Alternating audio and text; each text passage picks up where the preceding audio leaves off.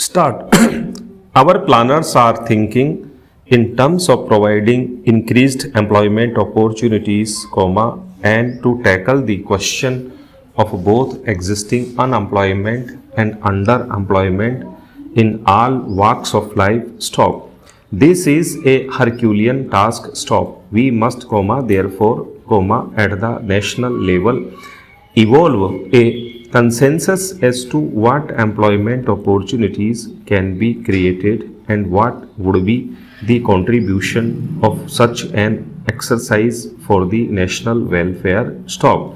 Only thus can we hope to eliminate the growing discontent in the younger generation, who are slowly getting disenchanted with their prospects for the future. Stop. I have every hope that we in this country will go in for mass programs of self-employment, so that our youth will learn to seek opportunities for gainful self-employment and thus relieve the pressure in traditional occupations like government service, etc. Stop.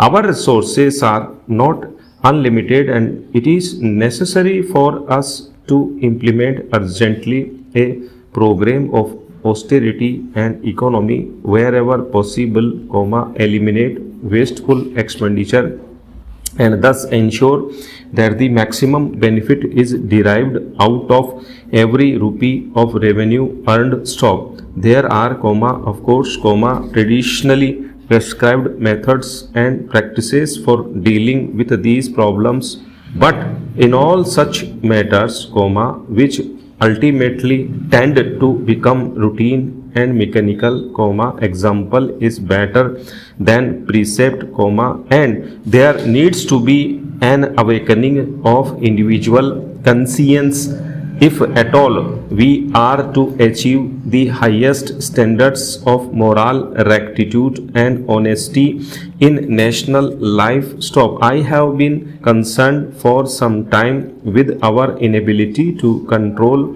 the price line even in respect of essential commodities, without which life for the common man can become an unbearable burden. Stop. Apart from punitive action, it is necessary to enlist the goodwill and cooperation of all sections of society and all those engaged in the production and distribution process to ensure that there is not only the fear of law but also moral restraint, which places an obligation on all those of us who can help to reduce the scarcity of essential commodities and control their prices. Stop.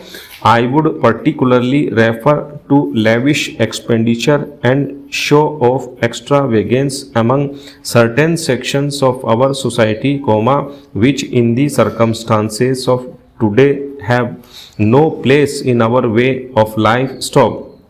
The family planning program has unfortunately in the recent past acquired a poor reputation, not because the program is in itself objectionable, but because some of the methods adopted to force the pace have been unethical. Stop. Our population growth is, to say the least, alarming, and try as we may, our resources cannot match this increasing pressure of population, unless we consciously recognize individually and severally the need to restrict our population growth, which will destroy us. Stop.